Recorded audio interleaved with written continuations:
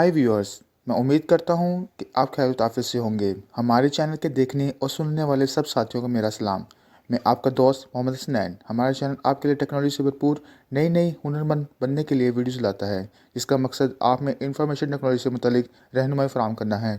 जिसने अभी तक हमारे channel easy to enhance knowledge को सब्सक्राइब नहीं किया, वो कर ले और साथ ही लगे घंटी के बटन को भी क्लिक कर दे, ताकि हमारे हर नई आने वाली वीडियो आपको जी आज हम देखेंगे हम अपने सिस्टम में बैच फाइल को कैसे क्रिएट कर सकते हैं। आप सबके लिए ये लाजमी जानना ज़रूरी है कि बैच फाइल होती क्या है। बैच फाइल एक सिस्टम के लिए प्रोग्रामिंग कोड है। जैसे हम प्रोग्रामिंग लैंग्वेजेस में काम करते हैं, ऐसे ही हम इसमें काम करते हैं। हम अपने सिस्टम के लिए खुद से किसी टूल के लिए यूज़ नहीं पड़ेगी, हम टूल यूज़ करेंगे इसमें नोटपैड, और हम खुद से ही इसके अंदर कोड जनरेट करवा सकते हैं। अब इसमें होता क्या है, बैच फाइल की नॉन फॉर्मेटिंग प्रोग्रामिंग लैंग्वेज है। इसमें हम क्या करते हैं, अपने सिस्टम को इंस्ट्रक्शन देते हैं कि ये स्टेप बाय स्टेप फॉलो करे और वो हमारे सिस्टम से फाइल्स को, प्रोसेस को रन करवा दे, जो भी हम करवाना चाहते हैं। अब इसके अंदर हम बहुत किस्म के कोड्स जनरेट कर सकते हैं अपनी मर्जी के, जो हम करवाना चाहते हैं। हम टेक्स्ट भी लिखवा सकते हैं, स्टेटमेंट जो हमारी होंगी। इसके अलावा हम अपने कोड के लिंक्स भी दे सकते हैं, किसी फाइल का भी हम इसके साथ रन करवा सकते हैं। तो फर्स्ट ऑफ ऑल हम कुछ कोड जनरेट करेंगे। कोड को जनरेट करने के लिए हम इसमें देखेंगे कि हमारे सिस्टम के अंदर जो फाइल बन रही है वो जो है वो हमारे सिस्टम में कैसे रन करती है। लेकिन उससे पहले आप ये देख लें कि मैं आपको बताता चलूँ कि हमने इसमें रन करने के लिए हमें जो चीज़ चाहिए होगी वो होगी CMD। ठीक है, CMD क्या होता है? कमांड लाइन इंटरफेस होता है वो कि हमारे सिस्टम को कंट्रोल करता है, bye code line by statement को हमारे स्क्रीन पर दिखाएगा। तो हम इसको एक CMD में यूज़ करेंगे। ठीक है, वो हमारे कंपाइलर के तौर पे कंपाइल रन करवा के हमारे पास रन करके हमें प्रोसेस देगा। तो हम CMD को इसलिए यूज़ करेंगे। और जो उसके साथ साथ हमें चाहिए होगा नोटपैड, क्योंकि हम नोटपैड की सीरीज़ को यूज़ कर रहे हैं। तो नोटपैड सीरीज़ को यूज़ करते हुए हम इसके अंदर हम क्या करेंगे, नोटपैड का इस्तेमाल करेंगे और नोटपैड के अंदर हम अपना बैच फाइल का कोड जनरेट करेंगे। फर्स्ट ऑफ ऑल हम चलते हैं अपने फोल्डर की तरफ। फोल्डर बना लें या डेस्कटॉप पे आप फाइल को जनरेट कर सकते हैं अपनी बैच फाइल को। हम चलते हैं नोट फोल्डर के अंदर, हमने फोल्डर बनाया हुआ है। फोल्डर के अंदर जाके ये ब्लैंक है बिल्कुल, आपने इधर आना है, यहाँ पे जाके न्यू फाइल से हम चले जाएंगे हमारे पास टेक्स्ट डॉक्यूमेंट में। टेक्स्ट डॉक्यूमेंट है क्योंकि हमने रिसेंटली पढ़ा था कि टेक्स्ट डॉक्यूमेंट हमारे पास नोटपैड की एक फाइल ही होती है जो .txt की एक्सटेंशन के साथ जनरेट की जाती है। इसके बाद हम टेक्स्ट डॉक्यूमेंट पर क्लिक करते हैं। तो क्लिक करने के बाद ये हमारे पास टेक्स्ट डॉक्यूमेंट की फाइल क्रिएट हो रही है। तो हम इसके ऊपर लिख देते हैं ट्रायल।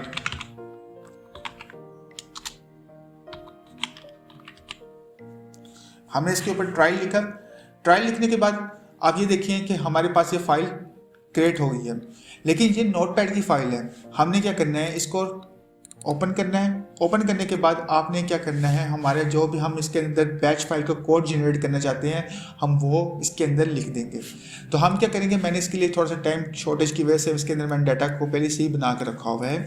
हमने इसको क्या करना है, कॉपी करना है। कॉपी करने के बाद इसमें ला के पेस्ट कर देना है। पेस्ट करने के बाद आपने क्या करना है, ये देखिए हमारे पास इको ऑफ क्या चीज़ है, ये हमारी बैच फाइल की स्टार्टिंग स्टेटमेंट होती है। और उसके बाद टाइटल आ गया। टाइटल पे आपने क्या करना है कि this is your first batch script.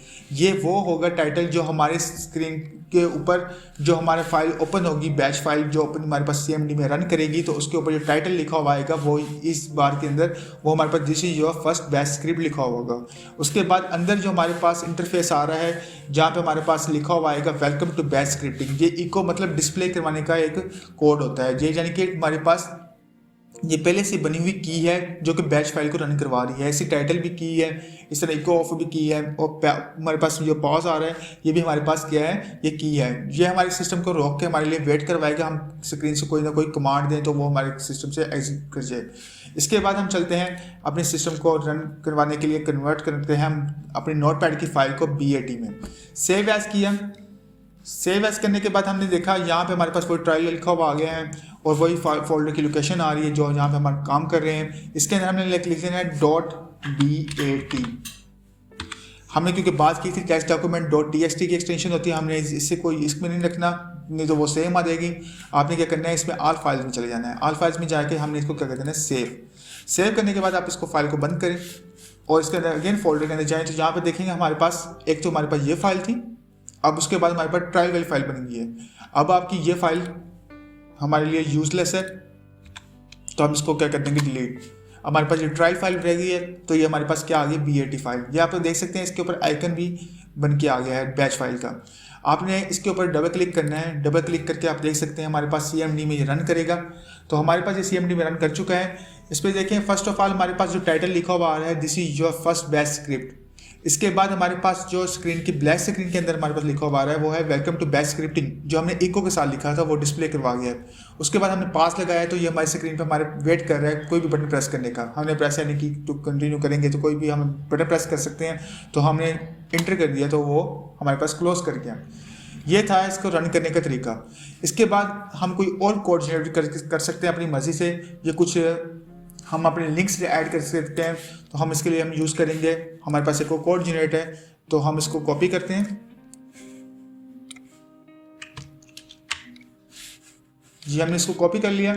हम अगेन इस फोल्डर में जा रहे हैं। फोल्डर में जाके हमने इसको राइट क्लिक किया, एडिट किया, तो ये हमारे पास नोटपैड का हमारे पास फाइल आ रही है। हम इसके अंदर कंट्रोल-V करके हमने ये कोड इसमें पेस्ट कर दिया। ये हमारे पास आ रहा है इको ऑफ स्टार्ट HTTP फ्लान, ये हमारे पास कोड लिखा हुआ लिंक्स वगैरह आ रहे हैं। तो हमने क्या करना है, इसको सेव करना है। सेव करने के बाद हमारे पास इसको हम जब रन करेंगे तो ये हमारे पास बाय डिफ़ॉल्ट क्या जाएगा, वेब ब्राउज़र में, क्योंकि हमने लिंक्स जो दिए हैं वेब ब्राउज़र के दिए हैं। ये HTTP हमारे पास वेब ब्राउज़र के लिए हम यूज़ कर रहे हैं, तो हम वेब ब्राउज़र पर हमारे सारे लिंक्स ओपन होंगे। तो हम अगेन वापस चलते हैं। तो यहाँ पे आके हमने देखा कि ये लिंक्स हमारे पास जो हमने कॉपी पेस्ट किए हैं ये रन करेंगे हमारे वेब ब्राउज़र पे, और वेब ब्राउज़र हमारे पास जो भी बाय डिफ़ॉल्ट सेट किया हुआ होगा, ठीक है, उस पर ये रन कर जाएंगे ऑटोमेटिकली। तो हम इसको ट्रायल को ओपन करते हैं। हमने डबल क्लिक किया तो ये हमारे पास फाइल लिंक ओपन होने स्टार्ट हो गए हैं। तो अभी ये थोड़ा सा वेट करेगा। वेट करने के बाद हमारे पास लिंक स्टार्ट हो जाएंगे ओपन करना। तो ये देखिए हमारे पास अब क्रोम चलना स्टार्ट हो गया है। क्रोम पे मैं वेब ब्राउज़र में क्रोम यूज़ कर रहा हूँ, तो क्रोम के ऊपर आप देखें ये हमारे पास लिंक्स ओपन होना स्टार्ट हो गए सारे एक साथ, ठीक है। ये कहाँ पे काम करते हैं बैच फाइल, ये हमें तब काम करेगी, आपके लिए तब हेल्पफुल होगी जब आप, ज़रूरी नहीं आपने लिंक्स डालने हैं, आप कुछ भी करवा लें। मतलब आप कहते हैं कि मैं सुबह सुबह ऑफिस में आ रहा हूँ और मैं आके अपनी फ़ाइल को रन करूँ, तो वो उस फाइल को मैं रन करूँ तो वो ऑटोमेटिकली जितना भी मेरी फाइल जो भी मैं डेली का काम करता हूँ वो ऑटोमेटिकली रन होना हमारे सिस्टम पर स्टार्ट हो जाए। बेशक कुछ टाइम ले लें, कंज्यूम कर लें, लेकिन वो ऑटोमेटिकली सारी फाइल्स हमारे सामने रन करके दिखा दें। तो इसके अंदर आप ये दे सकते हैं। इसके अंदर आप पासवर्ड पिन वगैरह भी दे सकते हैं। जो आप कोड देना चाहिए आप पासवर्ड पिन दें तो उसके बाद हमारा वो चीज़ ओपन हो सकती है। ये हम अपनी बैच की सीरीज़ बाद में हम देखेंगे, अपनी ये सीरीज़ के बाद नोटपैड की, तो हम उसमें डिटेल में बात करेंगे। इसके अंदर कैसे कैसे कोड को कैसे कैसे लैंग्वेजेस के साथ हम जिसको अटैच करवा सकते हैं, और इसके अंदर हम किस किस किस्म की फ़ाइल को रन करवा सकते हैं इसके ज़रिए, और कौन कौन से हम इसके अंदर कोड जनरेट कर सकते हैं। रिमेंबर, आप ये यार आपको पता होना चाहिए कि इसके अंदर हम loops, conditions, each and everything हम इसमें यूज़ कर सकते हैं जैसे हम बाकी प्रोग्रामिंग लैंग्वेजेस में यूज़ करते हैं जी। इसके बाद हमने नेक्स्ट एक कोड जो हमने बनाया गया है, जो आपको लूप के कंडीशन को, आपको इफ़ की कंडीशन को समझने के लिए हमने थोड़ा सा कोड को इसको बनाया है। इसको देख लेते हैं। हमने इसको कॉपी किया। कॉपी करने के बाद हम इसको अगेन इसको फोल्डर में चलते हैं। फोल्डर में जाने के बाद हम इसको एडिट करते हैं। एडिट करने के बाद आप इसमें देखिए हमने इसके बाद इसको कोड को कॉपी पेस्ट कर दिया। ये हमारे पास कुछ कोड हमने कॉपी पेस्ट किया। ये मैं आपको बाद में यूट्यूब की जो वीडियो है हमारे पास, ये वीडियो के डिस्क्रिप्शन में डाल दूंगा, आप इसमें देखिएगा। ये आगे इस कोड को कॉपी को करके अपने ट्रायल के लिए यूज़ कीजिएगा। फिर आप इसमें आप कमेंट दीजिएगा और अपने व्यूज़ दीजिएगा, ताकि हम इस पर और फर्दर काम करेंगे तो हम आपके लिए हेल्पफुल हो जी। हम इसको करते हैं Ctrl+S और उसके बाद हम करते हैं इसको ट्रायल को स्टार्ट। जब हम ट्रायल को स्टार्ट कर रहे हैं तो ये देखिए हमारे पास खुद ब खुद एक ग्लोब बनना स्टार्ट हो गया है, ठीक है। ये खुद ब खुद मूव कर रहा है, ये लूप की वजह से काम कर रहा है। ये सारा लूप पर्पस है। ये देखिए हमारी स्क्रीन पर मूव करवा रहा है। ये कंडीशन फॉर्मेटिंग हमारे पास यूज़ की गई है। ये सारा पर्पस उस पर बेस कर रहा है। ये देखें, ये हमारे पास हम किसी तरह भी कोड को गेम कोई छोटा मोटे गेम्स ये जो हम चीज़ें जनरेट कर सकते हैं खुद अपनी मर्जी से, ठीक है। तो इसके बाद हम इसको करते हैं क्लोज। आज के लिए इतना ही। आप हमारी फर्दर वीडियोस देखते रहिए, और हम इसमें बारे में कुछ राय चाहिए हो या कुछ बताना हो या कुछ पूछना हो, हमारी इस वीडियो की कमेंट्स में देखिएगा और बात कीजिएगा, ताकि हम इस पर और फर्दर अपनी नेक्स्ट आने वाली वीडियोस पर काम करें जी। Thank you.